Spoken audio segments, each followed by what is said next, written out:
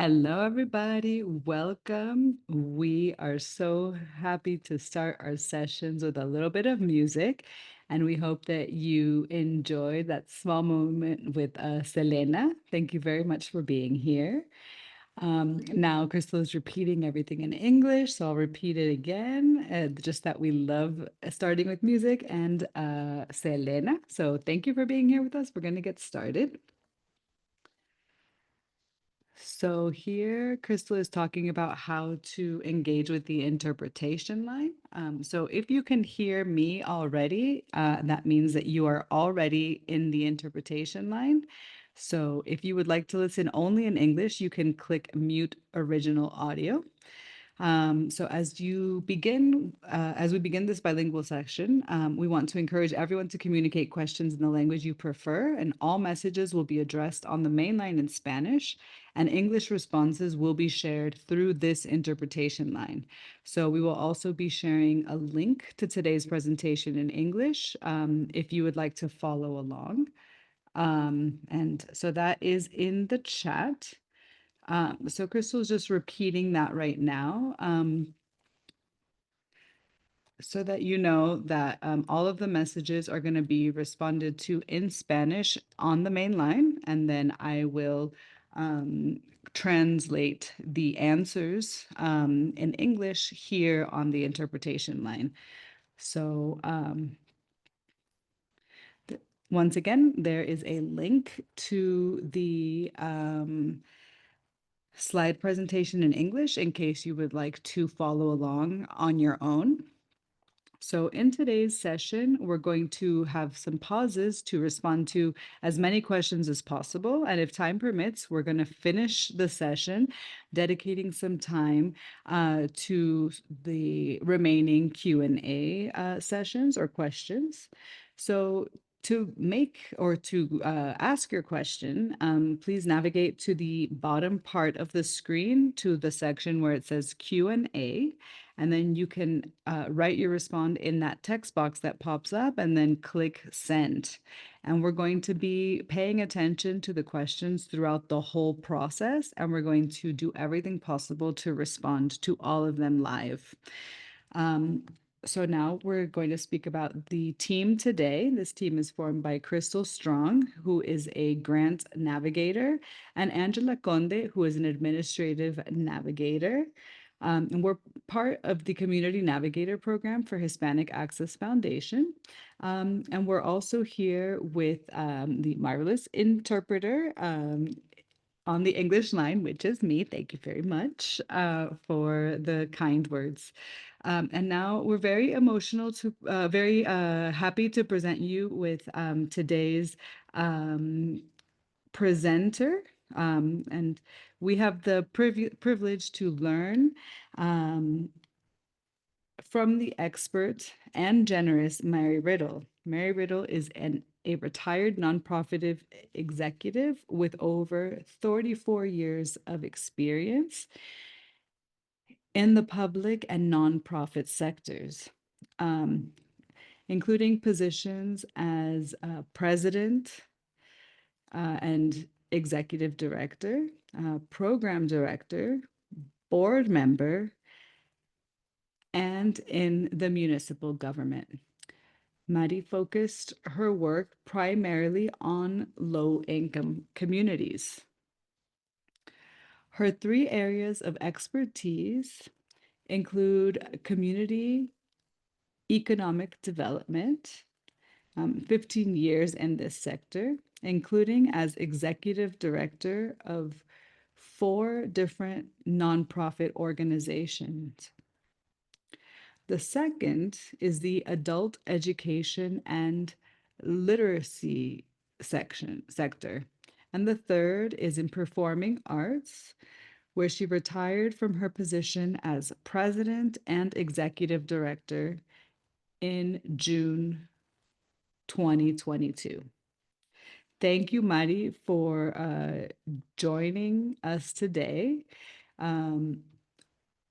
We look forward to the different topics we will discuss in this workshop. So before starting our session today, we know that many of you are new to Hispanic Access Foundation and the Community Navigator program. We're going to share a brief introduction to our organization and also our program to help you have a little bit of context of what we're going to be presenting today and what has brought us here today. Hispanic Access Foundation as a whole is an organization committed to leadership and workforce development. Our organization connects Latinos and others with partners and opportunities to improve their lives and create an equitable society. We carry out this work through several areas of focus, such as education, workforce, environment, health, and finance. All of this work is done with the vision that one day all Hispanics in the United States will enjoy good physical health and a healthy natural environment, a quality education, economic success, and civic participation in their communities in order to improve the future of the United States. And now we're going to speak about the Community Navigator program, um, which is part of Hispanic Access Foundation. And this team is the team that has organized today's taller or workshop. So, how did this program begin? Hispanic Access Foundation joined forces with the U.S. Forest Service of the Department USDA, or the United States Department of Agriculture, to offer the Community Navigator program. Our program serves as a bridge between community organizations and those at high risk of suffering the extreme effects of weather and natural disasters. We help local leaders by providing training so they can identify and access grants that will allow them to better protect their communities and their environment. Our goal is to support 180 of these organizations with grant counseling so they can successfully access funding through the U.S. Forest Service. Our team, like all of you, is working across the country. And the dots on the map indicate the locations of our Community Navigator program team members. So now that we have introduced ourselves and we've let you know a little bit about our organization and our program, we're going to talk about the objective of today's taller, which is to decide what is the best structure, the best legal structure for your organization. So now we're going to take on this theme, analyzing the nonprofit organizations such as 501c3 and the different associations. So we'll also explore the fiscal sponsorships and the benefits, and also their benefits and disadvantages. And now we're going to bring Mari. So thank you very much. I'm very happy to be here with you. And I want to thank Crystal, Angela, Natalia for the translating, and also Hispanic Access Foundation that has a mission a very good mission and a very necessary mission in these days for the Latino community. So I know that you remember that you filled out a questionnaire during the registration process of this webinar. Um, and after seeing the responses, we grouped together, we grouped the whole group of all of you here into three different groups. So you might identify yourself in one of these groups as we read. So we are a group of volunteers working to help our community through programs and services. We do not have a formal board of directors and mostly operate collectively. Our association or group has a name and is recognized by the community we serve.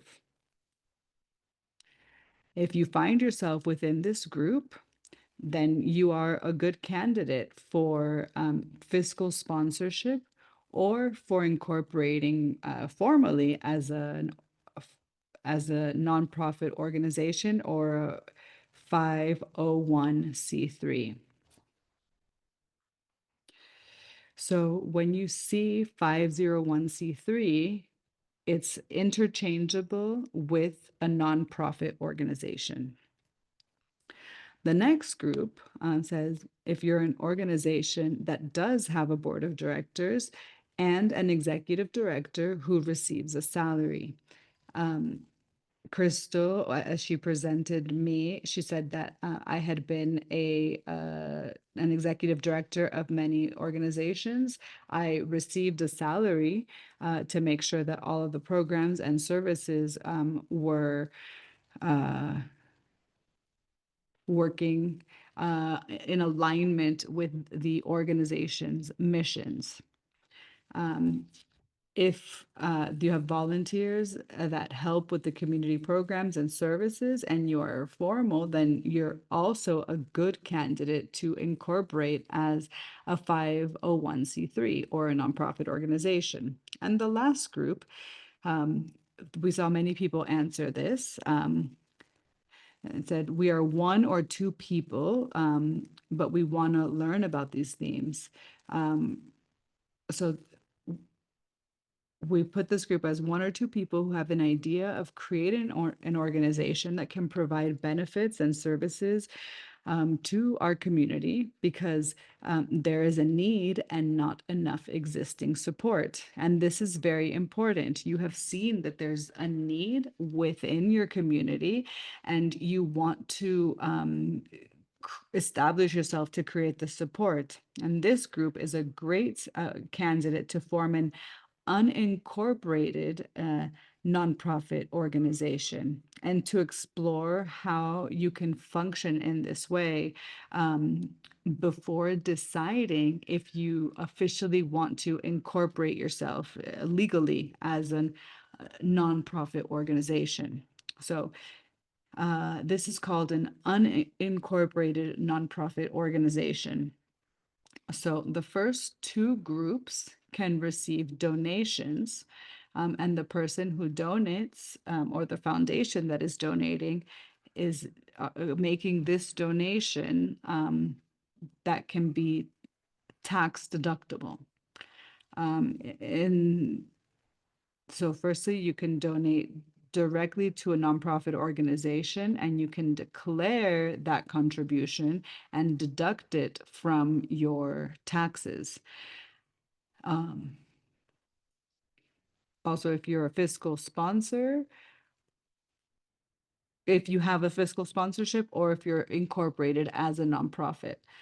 So the third group can also receive donations. So it doesn't impede the fact that you're doing a good work, that you can make money to do it or receive money doing it. But in this case, the person that is donating the money does not receive a tax deduction.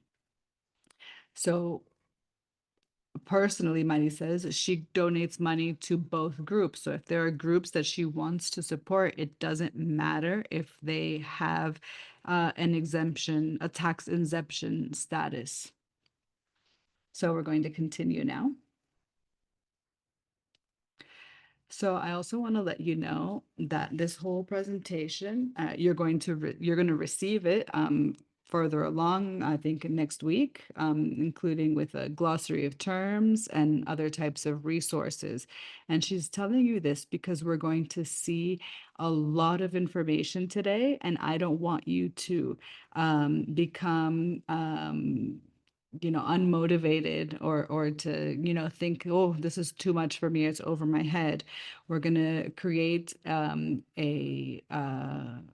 debriefing at the end, or no, throughout the process we're going to create like a general explanation so that you can see how things are possible, how you can create different partnerships and things, and then see what are the next best steps for you.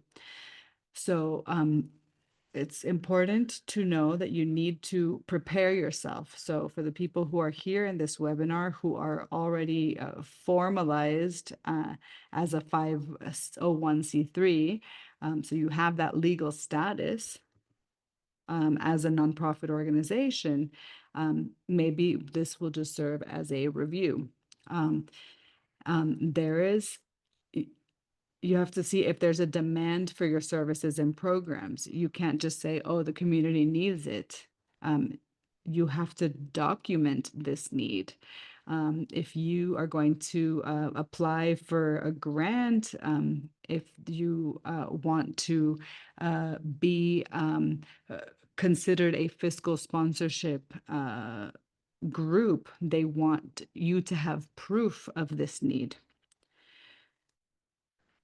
Have you identified funding sources to sustain the organization? There are many people who think, I'm going to create a nonprofit organization and then I'm going to receive funds. She says you have to do a lot of work to get to that level. It's not like, oh, here I am, give me money.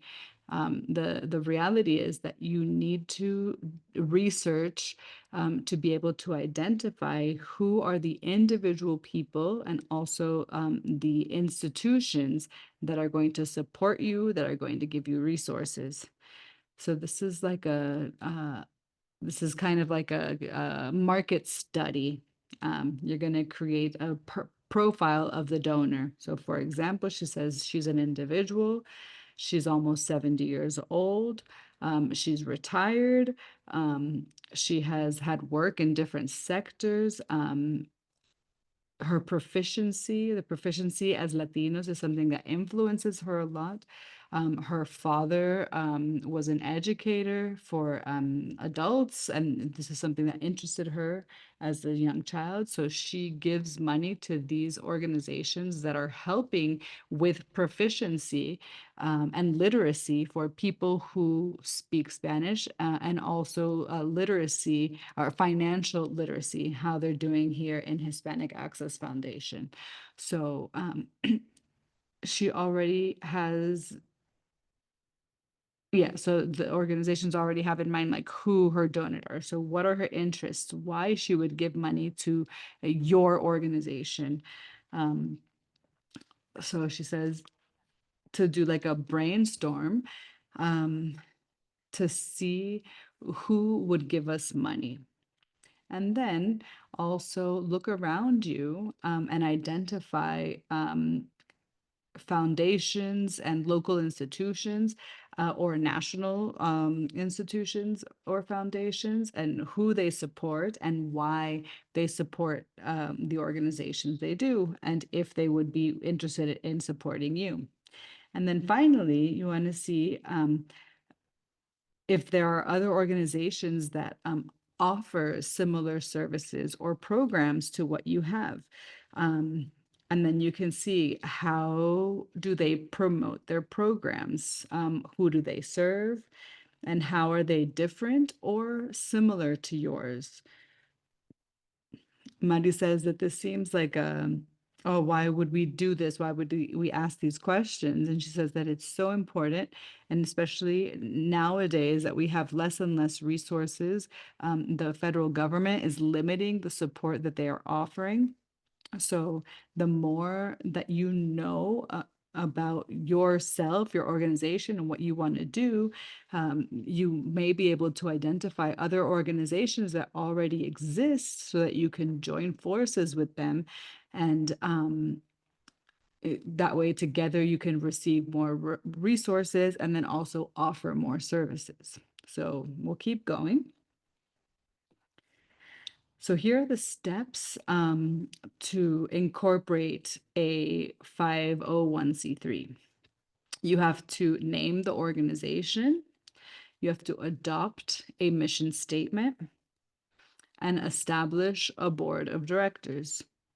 So we're going to pause for a moment just to see that in the chat, you have a glossary of terms where all of this is going to be explained. So you can have that as a reference.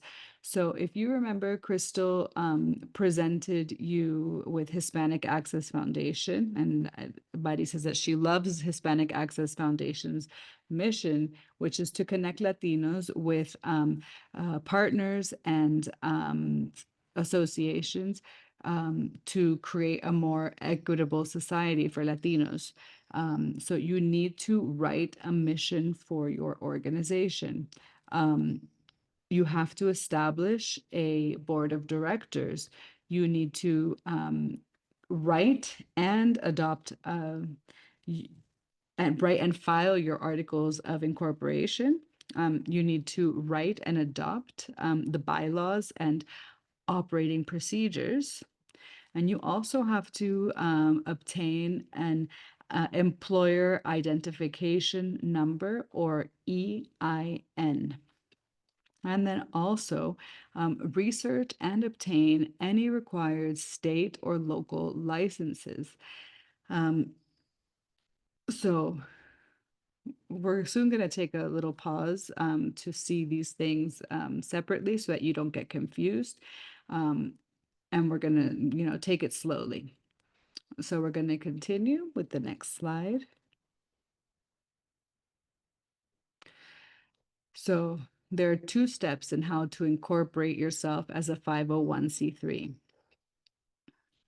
And this means a nonprofit organization or a nonprofit corporation. So the first level is on a state level, and this will depend on what state you live in or you will incorporate in. So in your state and also in Puerto Rico, you need to file your articles of incorporation with the appropriate state office. So we're going to do a little bit of a review on their website. So Angela is going to pop up the website.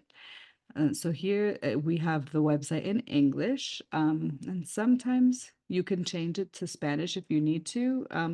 But here you can see that this is the suggested language for corporations and associations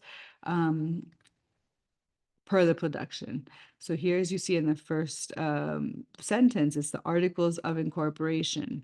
So here in these articles that you're going to receive later, you're going to be asked the name of the organization and what state it works in.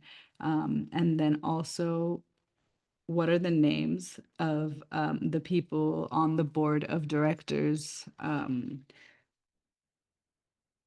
So you can do this. So she suggests that you use this form to use it for your incorporation because this is what already exists in the IRS or Internal Revenue Services.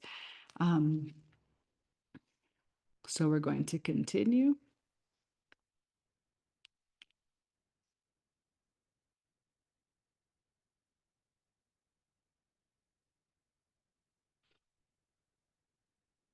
Okay, so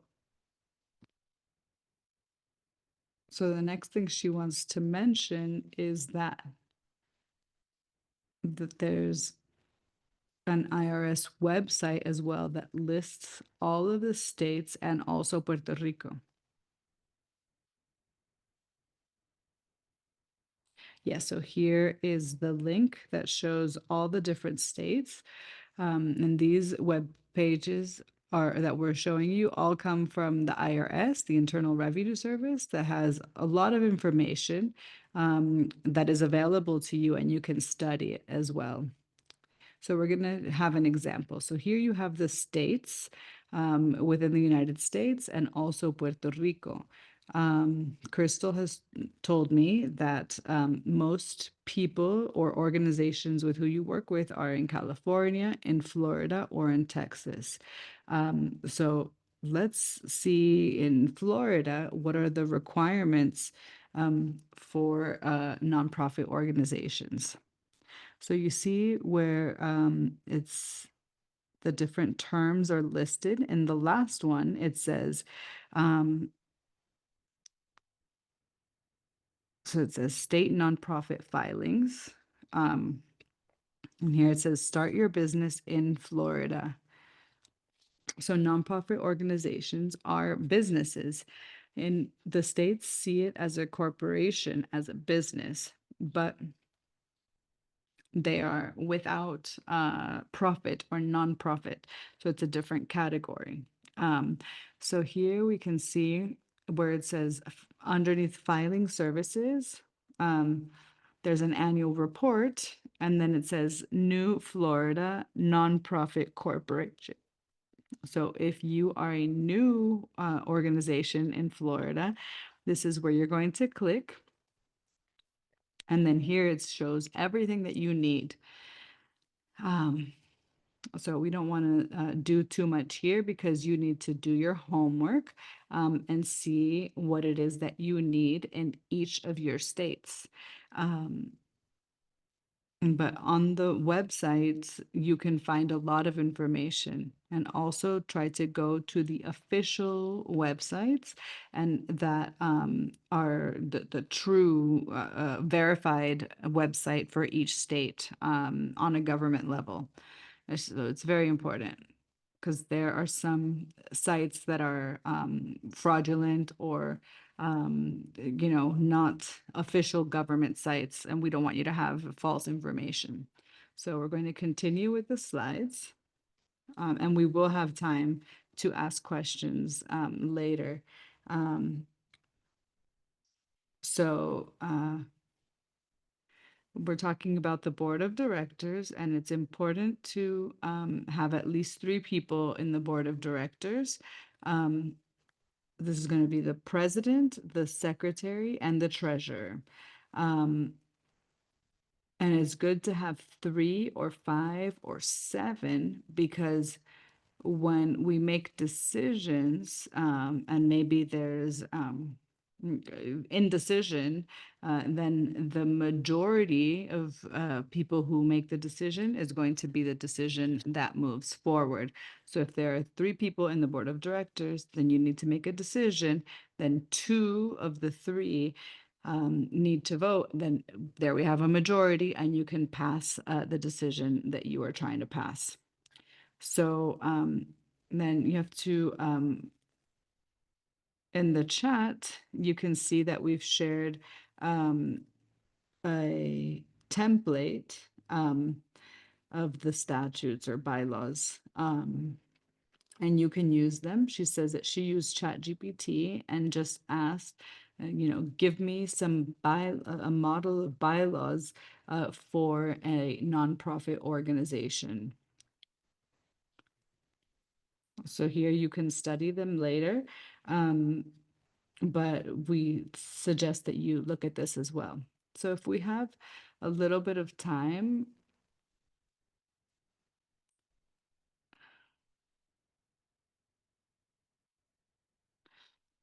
okay, so we're going to look at the nonprofit bylaws if it's possible. If not, we can keep going. So we're going to wait a minute to see if that's possible. Okay, so thank you, Angela, she says. So here, as you can see, this is the example that you can use when you are writing your articles of incorporation. So these are the norms that guide the corporation. So here there's like 15 articles, the name, the purpose, of where you're going to be located, when are you going to be where you're going to meet, how many people are on the board of directors, etc. So thank you, Angela. We're going to continue. Um, and okay, so here we're going to continue with the state level. So now you have your board of directors. So then it's important for the board of directors to meet for their first meeting, which is an initial meeting or an introductory meeting. And here you have to take these steps or make these decisions. You have to adopt your bylaws. And we just saw an example.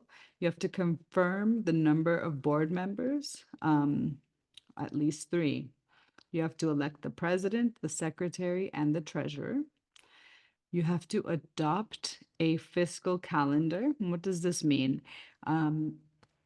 Your fiscal calendar can be decided from the 31st of December or the 3rd of June or other dates within the calendar. But you have to think clearly, because if you want to close your books, everything for accounting purposes, then in the last days of December, then you need to think of everything that you have to do within your organization. So if there are a lot of people that are out in December because of the holidays and all of this, or people who are meeting with their families and you don't have that many people working, that it may not be the best idea to have your fiscal calendar ending on December 31st.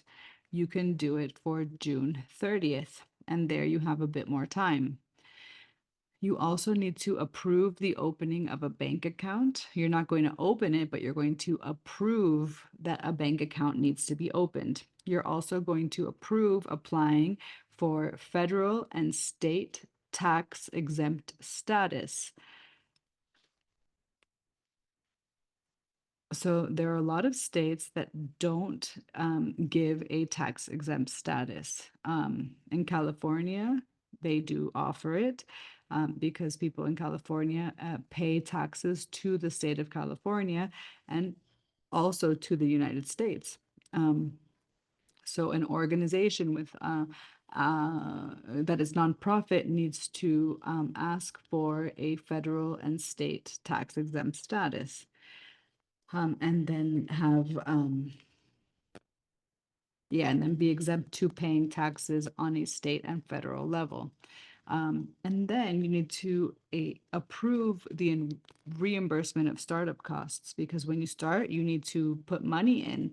So in the first meeting, it's important to reimburse people who are offering money for the incorporation. And you also have to compensate for the president, the treasurer, or anybody serving in that capacity, such as an executive director. So you're going to approve their compensation. You don't have to decide how much it will be, but you need to approve that there will be compensation.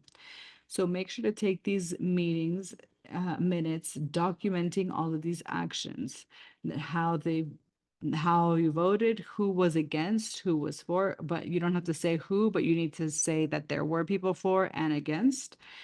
If this was a unanimous way of doing it, or if it was like 2 to 1 or something like that. And it's important because when somebody is going to open a bank account, the banks are going to ask for the bylaws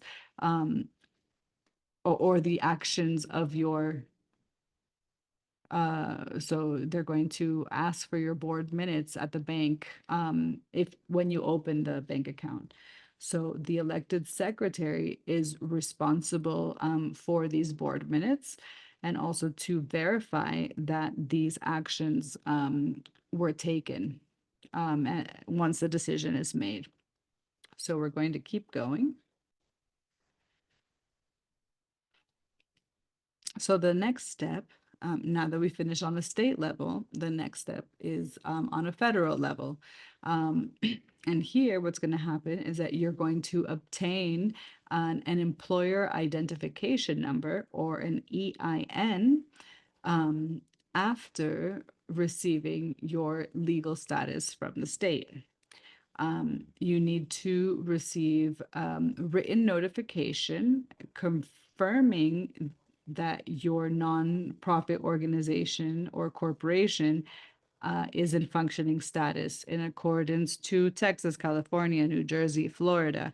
Once you have that document, that written document that says that yes, you are a state approved nonprofit organization, you can then receive your EIN. And then you can also apply for federal tax exempt status. And this happens on a federal level with the IRS. And this is a federal tax exempt status. So we're going to keep going. So here's where we have some practice. So let's go to the website to see what are some of the appropriate steps for your organization to take. And then we're going to continue with the IRS website. So she says, if there's something that you're going to study, is this website, the IRS website, because there's a lot of information. And here she's just going to briefly show you these different sections so that you could know what's there. We're not going to go deeply into it, but at least you'll know what's available. So here we're going to go to the employer identification number, and then you can apply. And you can also, to the left, is all of the necessary forms.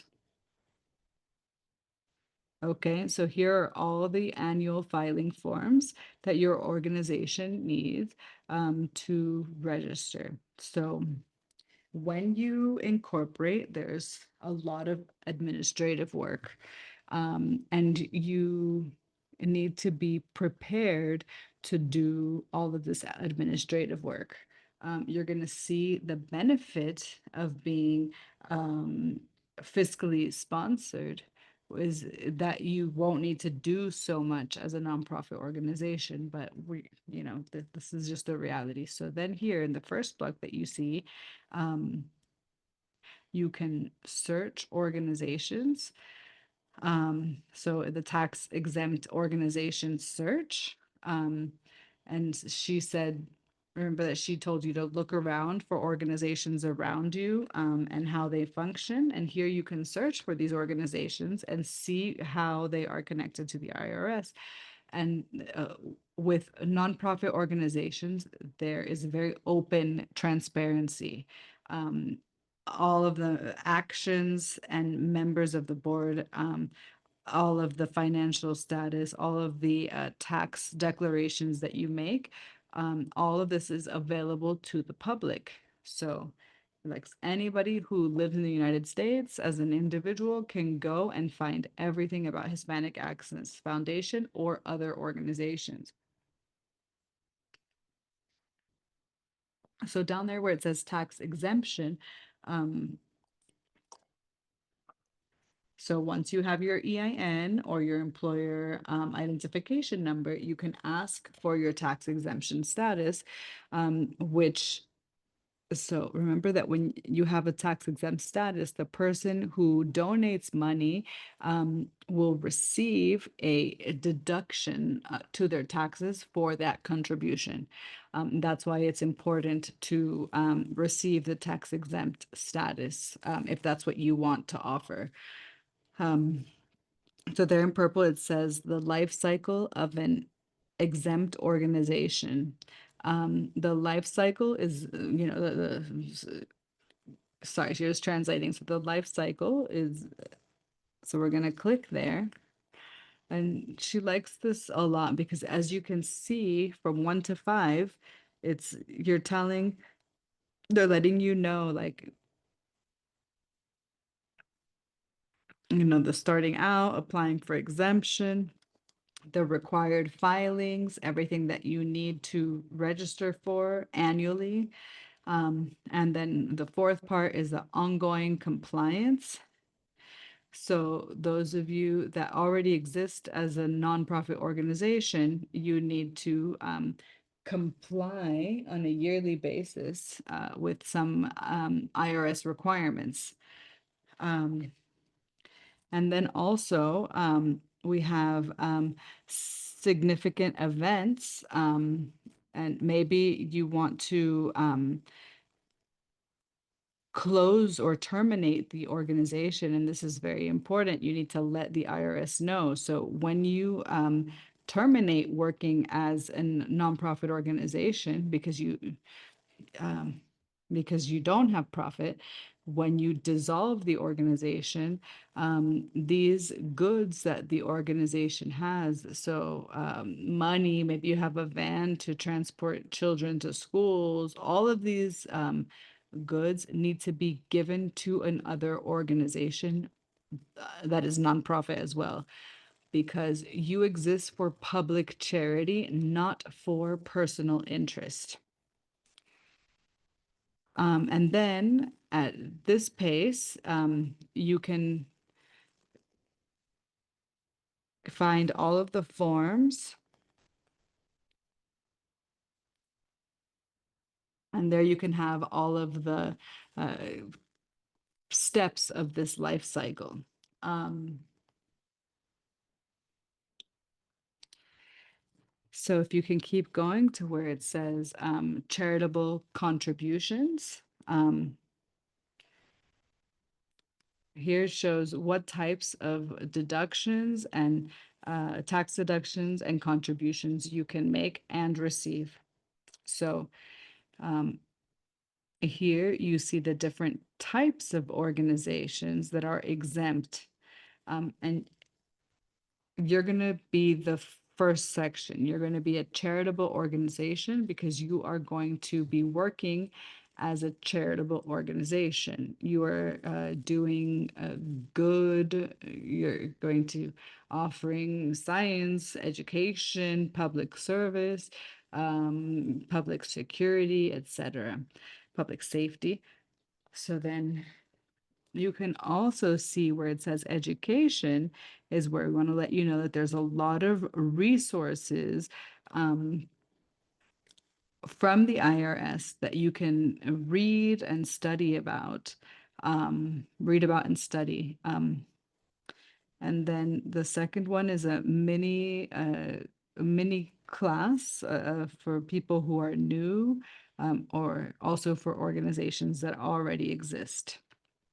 So then we can go back to the slides.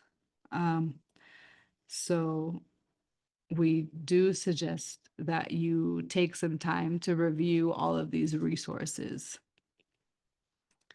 Okay, so we're going to take a small break. She's going to drink her coffee, and we're going to breathe and take a moment to ask some questions.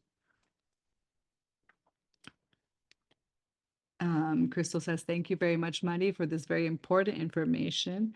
We're going to take a pause to ask some questions, but we're going to answer Elisa. So the question,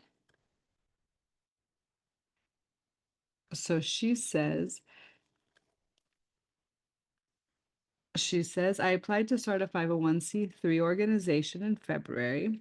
It's a nonprofit to help women obtain career advancement opportunities. The state granted me an EIN, but I haven't received a national certificate yet. With the national administration eliminating DEI programs, is it possible our organization was rejected? The purpose is to help Latinas with career development and entertainment. We don't have an executive director. Thank you. So this is for Elisa. Thank you very much, Elisa, for your question. And, in the first place, the federal government takes time to grant the 501(c)(3) status. A lot of the time, the states do it more quickly. But on a federal level, you know that a lot of people were cut, a lot of federal employees were cut, including in the IRS. So it's important to have a little bit of patience to receive the 501(c)(3) status. And unfortunately, the president has been very clear, and she knows a lot of people who have organizations, including in the academy, that are having to reinvent themselves in the way that they write their you know, write their grants so that there's not that much emphasis in their request um, with, terms like LGBTQ and things like this, because unfortunately they're not seeing this as charitable work. So yes, these organizations exist, and what we're going to see in the fiscal sponsorship is that maybe while you're waiting, you can um, come together with a fiscal sponsor that can give you this tax exempt status, and then you can continue your project. So she says that she's part of an organization in Los Angeles. It's a national organization, but it's a service, it's executive service coaches. So, um, but they serve as mentors or guides to or nonprofit organizations, and the nonprofit sector is changing a lot um, because of the administration that we're under and the laws that are being changed. But keep going. If you see the need, if you've documented that there is need for this, then keep going, is what Mari recommends. So now we're going to continue with the presentation, and then we're going to have time later on for questions as we keep going. So now, putting aside what are the nonprofit organizations, we're going to look at a different way of working or structuring, which is the fiscal sponsorship. There's two approaches to these fiscal sponsorships. And she wants to say that this presentation and all of these slides were taken from an article that was written from a law firm in San Francisco that operates under the Center of Justice and Diversity. So they're going to share with you the article in English so you can study it a bit more deeply and slowly if needed. So the two models that exist are the direct model, which is the most common. She says you're going to do projects. For example, Elisa, let's say the leadership program for these Latin women is a project, and this project forms an integral part of the fiscal sponsor without any separate legal entity from the fiscal sponsor. So the fiscal sponsor is the one that has the tax exempt status. They're the ones that have the EIN number or the employer identification number. And they also are the ones that have the nonprofit organization. So for example, there's a LA-based program that's called Las Fotos, and it's a fiscal project of community partners. And the donations are made to community partners for the benefit of the project Las Fotos. So community partners receives the funds and then distributes them directly to Las Fotos.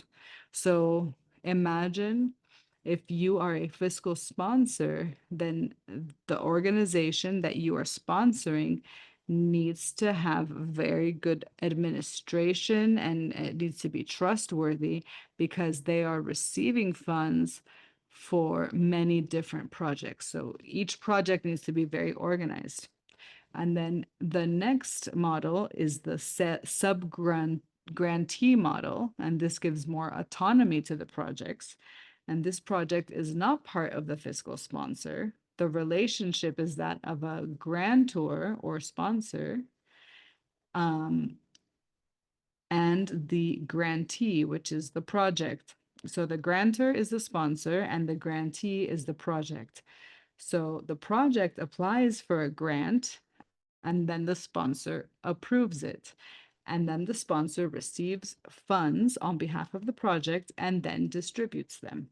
So the project is requesting this grant, but the grant re is received by the grantor and then they pass through the funds to the project and they do not form part of the legal corporation. So we're going to keep going. So who should consider fiscal sponsorship? Those with short-term projects or projects that need to start quickly or that are time sensitive. And so there's an example, like in Los Angeles, I'm sure that you all knew about the horrible wildfires from January, and there were a lot of people in need, people who lost everything, their homes, everything. Um, it was pretty terrible for different parts of the city. And there are associations or organizations that came together to um, give support to the victims of the wildfires. And these are projects that are short term and that also needed to start quickly and they're working for 1 year, 2 years to provide the necessary support. And these groups requested fiscal sponsorship from bigger organizations. For example, community partners.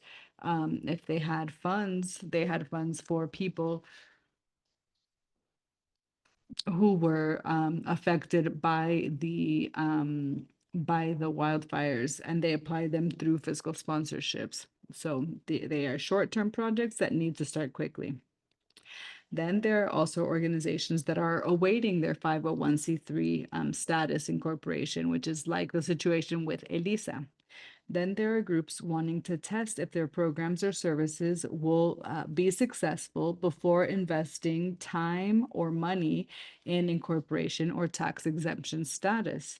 This is very important. She says many people asked if they should do if they should incorporate a nonprofit in organization, and she always recommended to research and see if you would benefit from a fiscal sponsorship first. So collaborations or coalitions could be individuals or groups joining forces for a charitable cause. So um, the more that you come together, the more impact you can have. You want to join forces to work together for this charitable cause, and that can also be considered a fiscal sponsorship. So we're going to continue. So what are the benefits of a fiscal sponsorship? You can receive tax deductible donations. But remember that the organizations or the fiscal sponsor receives the donation to the benefit of the project. Um, and they can use the sponsor's existing network, which is why it's important to find a fiscal sponsor that has been working for a while and functioning, and they know about these administrative things. For example, in Community Partners, where she was, which is a big organization, and what they would do is invite founders to come and give speeches and or presentations to then present their projects, and then in this one meeting you can know or get to know a lot of founders or foundations.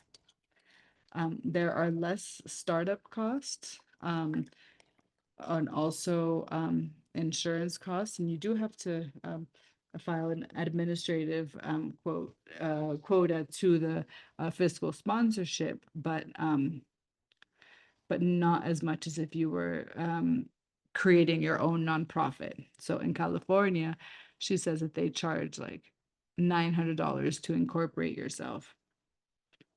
So then you can use the fiscal sponsorship services. So remember all of the forms and requirements that you had to fill out to stay up to date with the IRS. She says the fiscal sponsor, since that's the main organization that's a nonprofit, they are in charge of all of those registrations and reports and all of those things.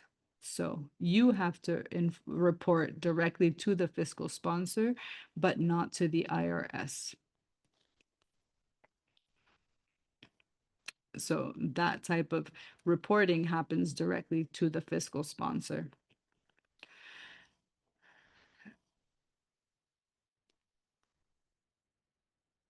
So this also lowers insurance costs. A lot of nonprofit organizations also don't have insurance, so you'll have the lower insurance costs because it's the fiscal sponsor that pays for the insurance policy. But this only serves for the direct model when you form part of the fiscal sponsorship. So we're going to continue here. There are also disadvantages. So when there are benefits, there are also disadvantages. So not having or losing control over the project. It doesn't happen often, but it could happen. The administrative fees. So there are administrative fees. This is not a free service. So every fiscal organization or fiscal sponsor is going to ask for different administrative fees. The sponsor could receive public recognition for the work done by the project or organization. And sometimes that's difficult because the project might be doing good work. They're making program services. And if the fiscal sponsor works in this kind of service and is receiving the recognition and not the project, then there could be difficulties in the perception of who is a community perception of who the project belongs to. And then separating from the sponsor may be difficult if the process of separation is not clearly detailed in advance.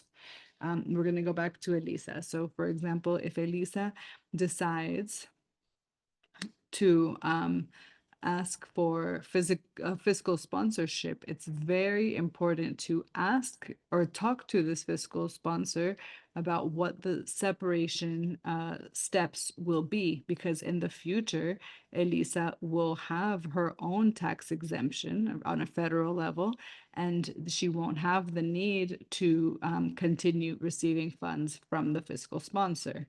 But it needs to be very clear how the separation process is going to play out. So now, thinking that you do want to continue and select a fiscal sponsor, how do you do it? The first thing is to look for a sponsor that has a similar mission statement to yours.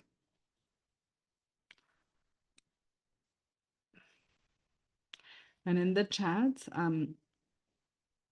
you can see that they shared an article, the article that she referred to from the law firm.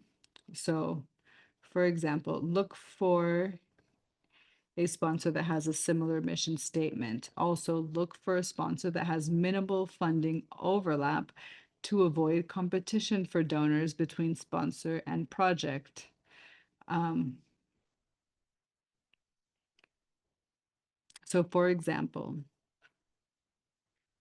the fiscal sponsor is called the Organization for the Advancement of Latino Women. So sorry, Elisa, that I'm always naming you, but Elisa has this project, right? Which is her project. And then maybe there will be an overlap with the foundation because their names are very similar with what they're doing, right? So there might be difficulty there. Doesn't mean that there always will be, but these are things that you have to speak about beforehand. So then also find a sponsor that has sufficient resources and infrastructure, such as administrative systems, make sure that they have a finance department, make sure that they have an HR person, an accountant. Also, the next one is the last point is to have or find a fiscal sponsor with a strong and reputable track record or reputation. Um, so remember that when you're going to be joining forces with this fiscal sponsor, you're going to be part of them. You need to make sure that they have a good community-based reputation and also like, within the municipality with other organizations and foundations, etc. Okay, so now we're going to practice. Um, so fiscal sponsors, there's a national association, and we have it in the chat, where everything is grouped together by state or alphabetically by name. Now, this doesn't mean that all fiscal sponsors form part of this association. This is an association or a membership kind of for whoever wants to be part of it or not. But this is an important directory to be able to research a little bit about the different kinds of fiscal sponsors. So let's click on that directory and we're going to practice.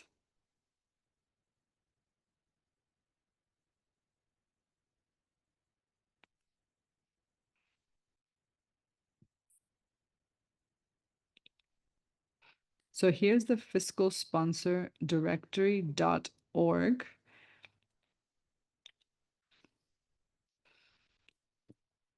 And then this is organized by state. And let's make an example. Okay, so let's have an example for Florida from the Center for Social Change in Miami.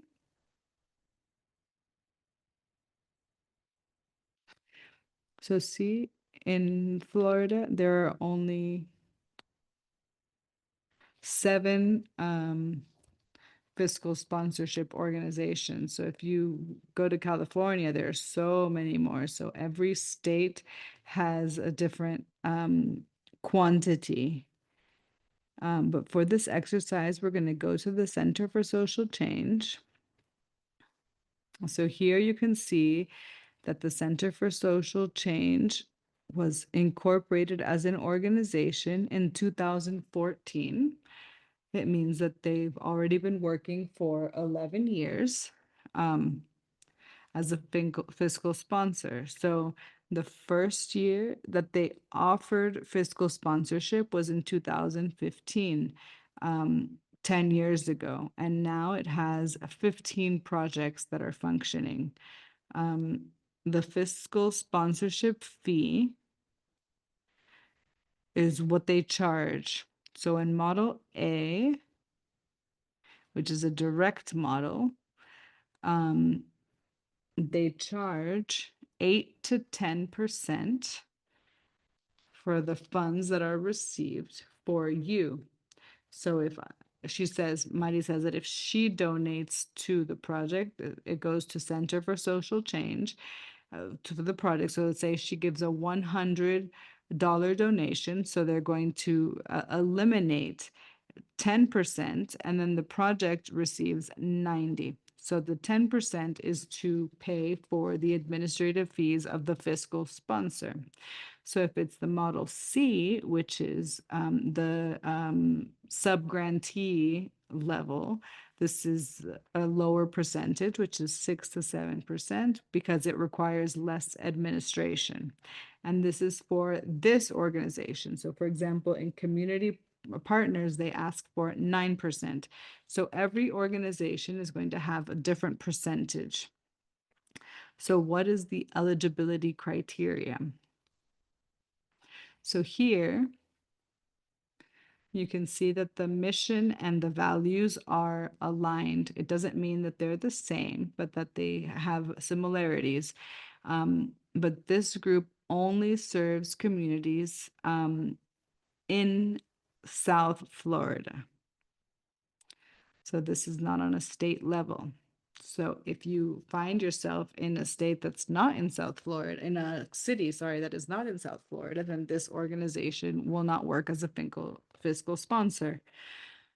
So here, so here there's not a board of directors. When you have projects, it's called like an advisory group. And so these are advisors, and there must be at least 3 members of the advisory group. And then the other thing they ask for is a well-written strategic plan. So remember that we were talking about how documenting the services that are needed, who are the donors or potential donors going to be, because they're going to want to see an implementation plan for your project. So then the type of projects or services that we sponsor.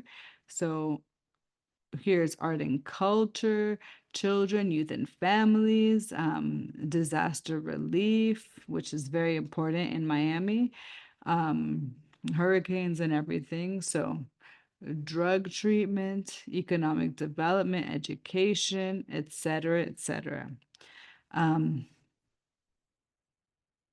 So some of the services that they offer the projects is so the Center for Social Change can pay your bills. They provide accounting and bookkeeping for the organization. They also offer computer IT services. Um, then they also offer human resource management. They provide insurance, offer legal services. They can also give you office space. Also, organizational development, which is, how to train the different projects. Then payroll.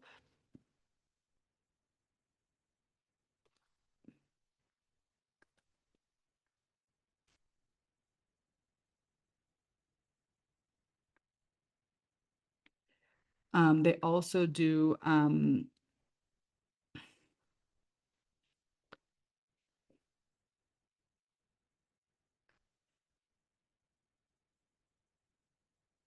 so they need to be in the South Florida community.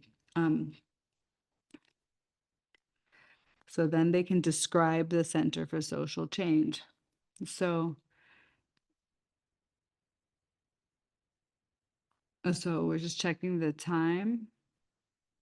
So maybe we can pause here because the people are in the seminar can also look to see, they can study on their own.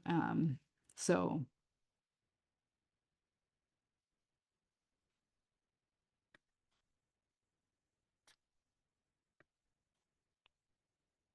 so we're going to continue.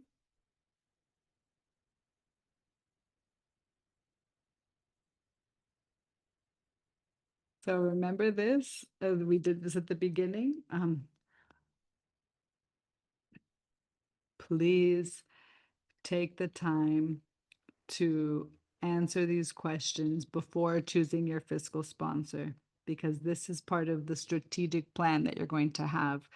It needs to be like a business plan, and how you're going to operate, who are your clients, um, who are you going to serve in your community, and where you're going to be able to find money. And so the fiscal sponsor is not receiving funds for you. If you're a project of the fiscal sponsor, they don't have the responsibility to ask for money for you. You have to ask for the money and you need to find the funds. The only thing that the fiscal sponsor does is receive the funds to give them to you. And then everything else that we've talked about. So they just receive, they don't look for the funds for you.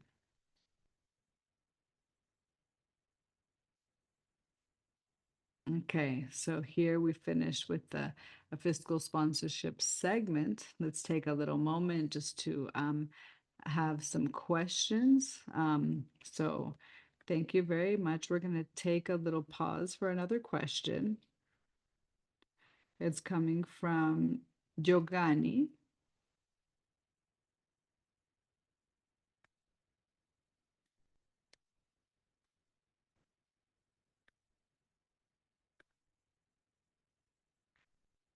So sorry if if Crystal says sorry if she's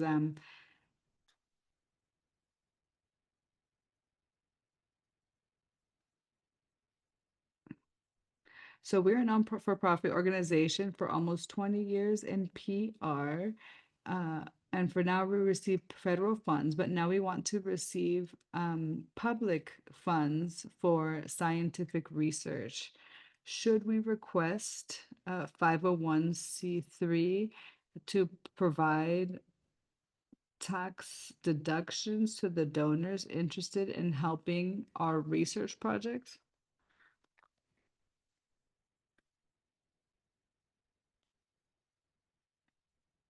So she's going to repeat the question just in case. So she says that it's a nonprofit organization. You are approved by the state, and also on a federal level.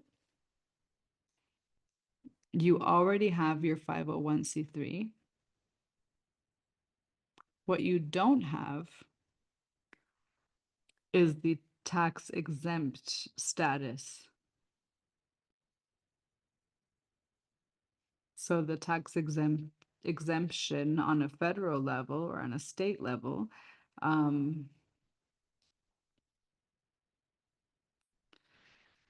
so you can ask for the federal exemption on a federal level. But if you remember on the website, where this tax exempt status was, that's where you request this. Because what happens is that you receive the 501(c)(3.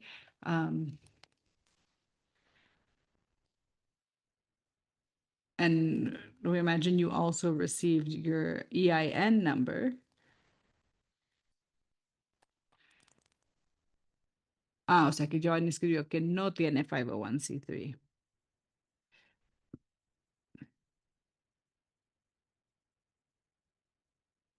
Sí, entonces están apenas arrancando.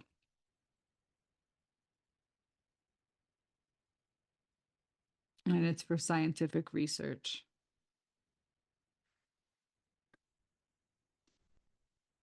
So the question is, should we ask the 501(c)(3) to offer tax um, deductions for the people requesting or donating for these projects? And you don't have to be fiscally or federally incorporated. So first you can be like a fiscal sponsorship program. You can receive donations through the fiscal sponsorship. You can take the route of receiving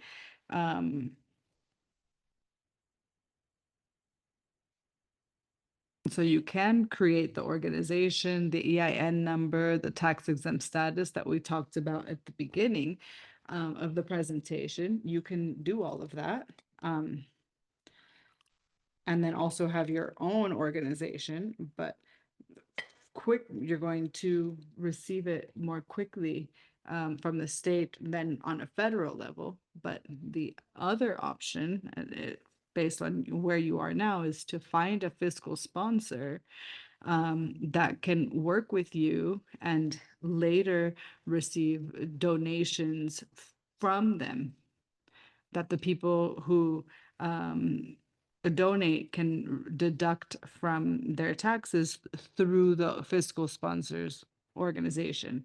And you have to think of what the best situation for you. And then also if you have to think about if you have the administrative capacity, enough personnel to manage the administrative tasks of a 501c3. So she says that she hopes that that was clear, because it really depends um, on what people want to do. So we're going to continue. Um, she's going to, Crystal says that she's going to share another link with you, which is a survey to learn about your opinion of today's session. So while you complete that, we're going to continue and dedicate a little bit more time for questions because we have about 10 minutes left.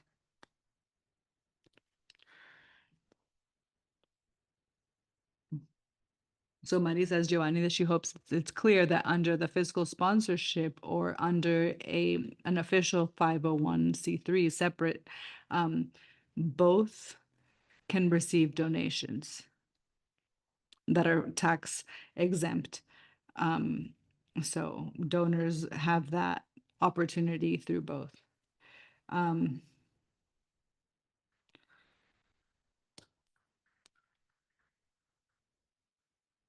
so we're going to go back to the questions. We have about 8 more minutes for questions. So we're going to continue with Jocelyn.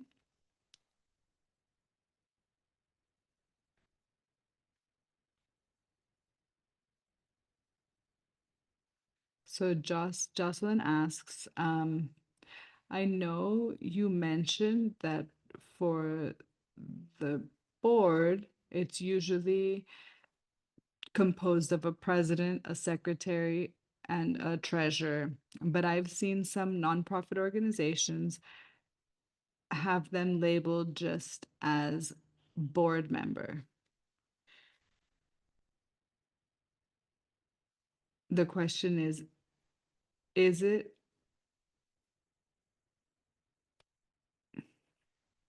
so is it a requirement to have those titles, or can you be more vague?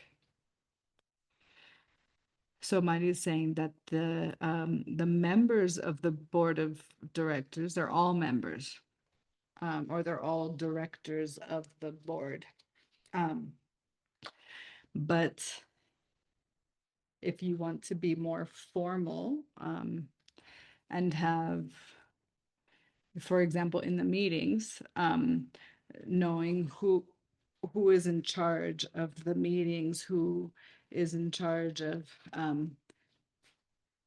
deciding the dates and taking all the steps that are being voted on, who is responsible for the board of directors that is reviewing or working with the executive director to review all of the financial themes. All of these responsibilities uh, don't fall on all the board members. So it is important to elect a president, a secretary, and treasurer, because these three roles are the officiants of the board of directors. They are members, but they're also officiants. For example, she's been a member of many organizations' board of directors. And because she works so much with businesses, they always asked her to be a treasurer because she liked and was able to understand and work with people with the from those organizations, with the accountant to just review. She was not the accountant, she was not doing their accounting, but she would review from the board of directors position that all of the reports and everything were correct. There are other people who like to have things organized, and maybe they're a good secretary. The president's, she's also functioned in that capacity as a president. Or the chair of the board of directors is the person who directs the meeting, who leads the meeting. So if those responsibilities are not established, then it doesn't mean that the board of directors can't function. It does function, but if they have specific tasks that are established, then the board of director may function more efficiently. Um, so, for example, I want to name a resource that's very good. That's if we can put it in the chat, it would be good, or we can send it later. It's called the board source. So it's called board source. And there, the board source is a national organization that has a lot of resources for the board of directors. And you can be a member of board source, but you don't need to be a member to be able to have some of the resources. Um, so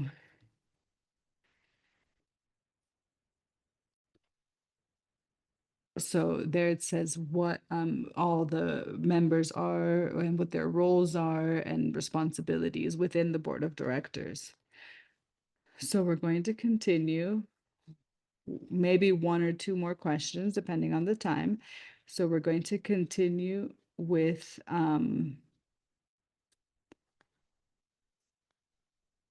Runelbi. So I thought that we had read that the members of the board of directors could not be compensated. Is this correct, or can they be compensated? And after the meetings for the members, how when are the notes taken? And when notes are taken, do they need to be saved somewhere? So Mari says that yes, you are correct. The members of the board do not receive compensation. Um, the only time that maybe they could receive compensation is if one of them is working as doing the work, for example, of accounting or things that are necessary when there's not staff or when there's not an official employee. So that, for example, is something that is a lot more work than just being part of the board of directors. So in this case, you can, the board of directors can decide that X person who serves as a treasurer can receive a compensation for doing that job. It's very different for receiving compensation or salary for being a member of the board of directors. So if you're a member of a board of directors from a corporation that is a profit organization or corporation, then yes, they are paid. But for nonprofit organizations, you do not receive compensation as a board member. So the other thing is the bylaws or so these so some or sorry the actions of the that are happening during the board meeting. So these are things that are happening during the meeting. So for example, she's the president of an organization that is just getting started, and the executive director, everything is voluntary, but the executive director knows how to use the internet and do these things. So for example, she puts Gemini and